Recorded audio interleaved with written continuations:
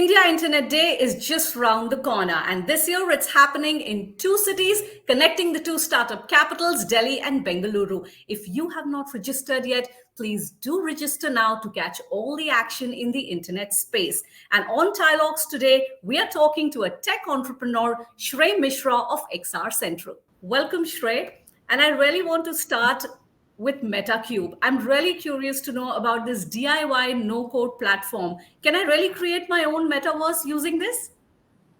Yes, you certainly can. I think that was the first thing which we thought about when we were thinking of creating MetaQube.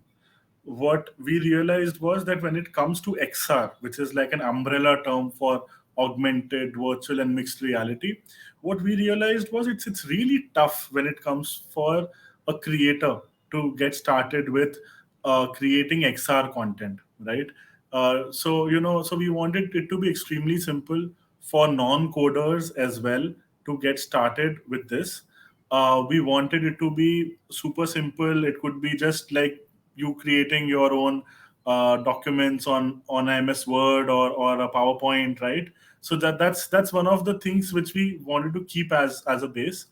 Of course, when we say a metaverse, I'll just take a minute to just explain what's our Yes, yes, definition of of a course. metaverse because there's so Yes, many definitions floating around, right? yes. It will be great if you And can decode it for us in very simple yes, terms. yes. So when we think of a metaverse, what we and uh, just a disclaimer before this, it's a constantly evolving term, right? So just like Web 2.0, Web 3.0 is being rolled out, and it'll constantly evolve. So when we think of a metaverse, we think of it like interconnected spaces, interconnected virtual spaces with a lot of common tenets like avatars, persistent connections, personalization, a lot of AI and creator commerce coming in, and transparency coming in with creator commerce, right? So the power then lies with the creator rather than just with a few software companies, and that's what a major tenet of Web3 is as well, right? So when I talk about the fact that you can actually create your own metaverse, you can actually come to the platform, you can select from a given set of templates, which are space templates, right? Think of it like a level of Mario of sorts, right? So these are 3D space templates which you can select, and then you can edit it based on what you want. So you could actually have this dialogue on the metaverse as well, maybe the next Wow, one, we right? should be doing that soon. And then people can come in, choose their avatars, customize their avatars, and actually engage with that content, right? So you could also engage, you can talk and those sort of things. So that's where we are, and that's how easy it is for you to create. It just takes a few minutes. So, Shrey, has it been a challenge to educate people about metaverse? Do you think the advertisers and marketers have been enthusiastic, or they are still experimenting and taking their own time? Right. See, I think the best part is that when we are in the kind of space which is a global space, right? So when it's about internet, right, it helps you to sort of give your solution to the globe. About the acceptance, to be honest, currently most of the companies are experimenting with the use case, right? But we've been in this space of immersive tech for the last 7 years now, and what we have realized is that it takes sort of a leap of a faith for a brand to come in and get started with, and that's what metaverse or no metaverse, that's where we were heading also. So when I say XR, we do a lot of our content on the web. So that's why MetaQube as a platform runs right on your web browser, and it's optimized for the smartphone. So that's where we see that acceptance challenge, which we were facing before, which was very device dependent.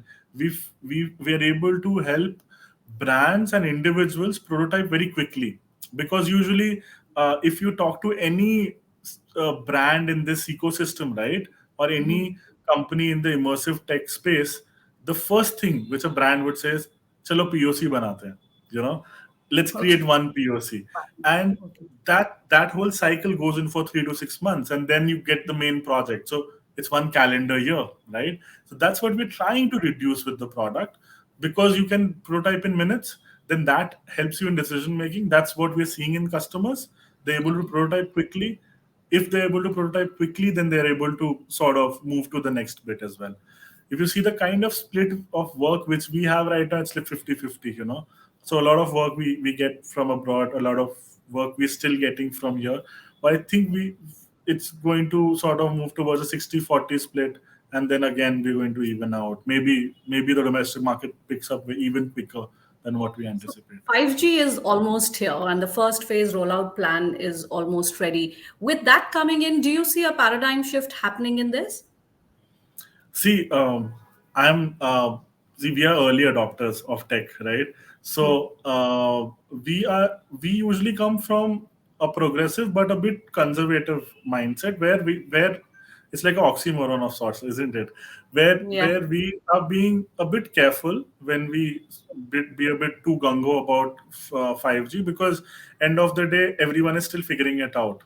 So the Yeah. way I see 5G is that even if it's rolled out, it'll take a few months or a year for companies to also embrace it and then implement use cases, right? Yeah. Where are we positioned in that ecosystem? I would say, see, we are in the creator ecosystem, right? So with 5G, the creation capabilities become very quick, as well as your the fact that you are able to create, as well as you are able to consume content very quickly, and gaming is one of the biggest use cases of 5G.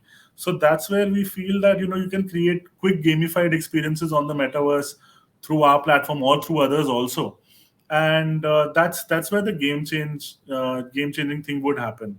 So that's where 5G bits would be, Would be helpful right now. fast content creation. Okay, Yeah. great. Shrey, you have been associated with Delhi NCR for some time. Tell us how this has helped you in your entrepreneurial journey.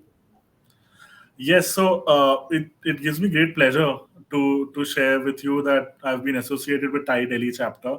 It's one of the most active chapters. I see the WhatsApp group buzzing with messages every now and then. It's helped me in a lot of ways where at least I'm able to connect with a lot of like-minded people in the same vicinity, as well as externally in other cities also.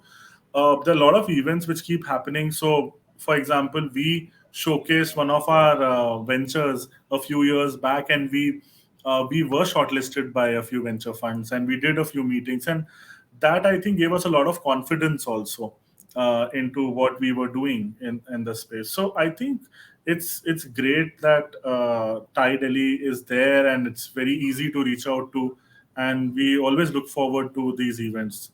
Also, like I have fond memories of India Internet Day. Also, we showcased a VR game as well at India Internet Day.